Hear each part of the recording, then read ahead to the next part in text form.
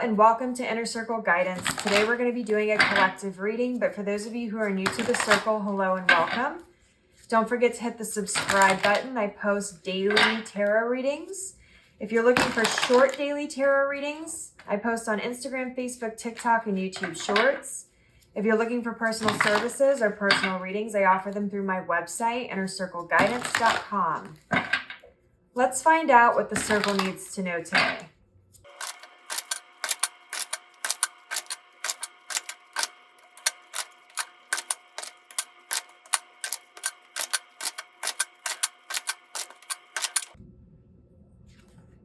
We have the Hierophant. We have the Moon. We have the World. We have the Ace of Swords. We have the Three of Swords. We have the King of Swords on the bottom of the deck. Interesting. Okay, I'm definitely picking up on a heavy relationship vibe here. However, I do think that this is something that bleeds into multiple areas of people's lives. There is a truth here that is underneath the surface that has to do with disappointment and heartbreak. I'm seeing that because we have the King of Swords as the underlying overall energy. We have the Ace of Swords, which has to do with truth coming in and communication. We have the Three of Swords, which has to do with disappointment and heartbreak. And we have the Moon on the table, which has to do with emotion. It has to do with predictions and forecasting and sort of things being hidden below the surface and coming to the surface for healing. Then we have the Hierophant, which often is referring to relationships, whether it is parental and family or romantic, but it's relationships and tradition and how those two things coincide with the way that we view things long-term, in our long-term stability and what we look for in partners and in relationships. And what I'm seeing here is a lot of us are in this sort of process where we are in transition. And for some of you, it's a transition where a bunch of change is happening all at once in multiple areas of your life. For others of you, it's that you have one particular change that's in the process of happening and you're still in that sort of from point A to point B for that particular thing. And for some of you, it's a mixture of the two together. But the World card is having the world at your feet. It is closing of cycles, creating new cycles, new beginning. It's achieving major milestones. It is coming into balance and self-understanding. And what I'm seeing here, because I keep seeing a weather forecast, and that's why forecasting came into play when I worded it that way for the moon. And it's not just because we have the sun and the moon and what looks like it could potentially be rain here in this card. It's because of the energy of a weather forecast. So in a weather forecast, they do their best to predict how the outcome's going to be in terms of the weather. They'll use metrics and data, they use current data, previous data, and they compile all these things together to tell you the percentage chance of rain or the percentage chance of snow or whatever. And they give you these forecasting predictions. And those people work really hard to try to get it right, but ultimately you can't always get everything right on the nose. You may be an hour off. In one place it may rain right when you said it was going to rain, and in another place it might take an hour before it starts to rain from the other one. Or you could say it's going to rain and snow, and then it doesn't. They're predictions, but they're not complete overall outcomes. What I'm seeing here is that a lot of you, and this is why I bring up the forecasting, a lot of you are afraid of making the wrong decision, especially when it comes to relationships. You want to have all the data right there, and you want to be able to predict exactly what's going to happen.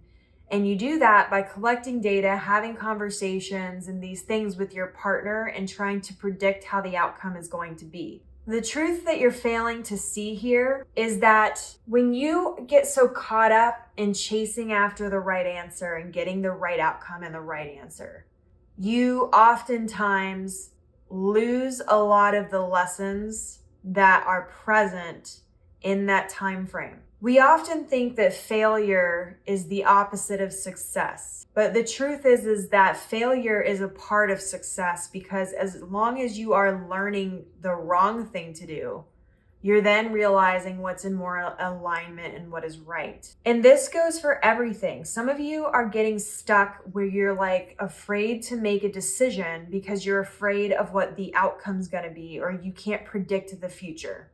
And even I, with my gifts and everything, can't fully predict the future. I tell you guys all the time. Tarot readings are picking up on the energies that are already at play.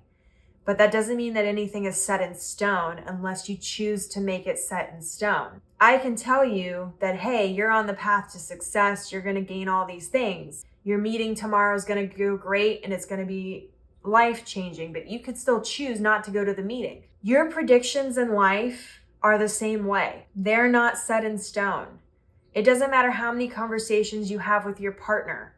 If that partner is not self-aware and they're telling you all these things are great, but then they come to realize that you two don't want the same things, there's nothing you can do about that, because you can't live in a constant state of distrust. It's not healthy in a relationship. And it's the same in everyday life. If you're too afraid to make the wrong decision, that you never make a decision at all and you just sort of stay stagnant, then you don't move, you don't learn, and you don't grow. Most people who are very successful are successful because they failed more than anybody else.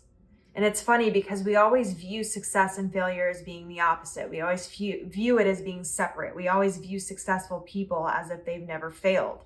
But if you go and you look back at a lot of successful people or a lot of successful relationships, you'll come to find that oftentimes nobody just got it right on the first try. Even if they did get it right on that first try, they often didn't get it right the second time. Your forecasting predictions are not always going to be 100% accurate, because there's constant elements at change and at transition and at evolution during the process. If it's in a relationship, the two of you are going to constantly be growing in one way or another. Whether you grow together or you grow apart is what it comes down to.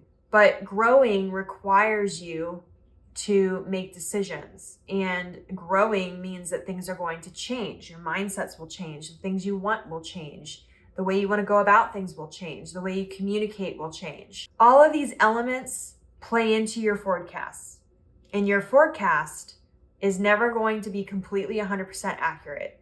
If you can learn how to be okay with failing, with making the wrong choices, if you can learn how to harness the fact of being wrong and doing the wrong thing and choosing the wrong path, and learn from those lessons, you will accelerate your growth and your success, because you will have learned all of the mistakes that other people are too afraid to make. The thing is that, especially if you're a person who wants your progress to be extensive, and you have very big ambitions, and you have very big goals for yourself, and you hold yourself to a high expectation. If you want to achieve that level of success and maintain it, you have to fail more often than other people. Because when you make the safe choice, you choose the middle of the road. You choose the safest options. Now, it's one thing to take calculated risks, and I'm not saying that you shouldn't go out and make any decision willy-nilly, but what I am saying is that at some point you have to figure out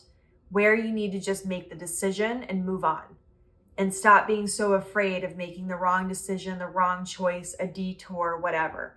Because we often learn the most in the situations where we chose the wrong thing.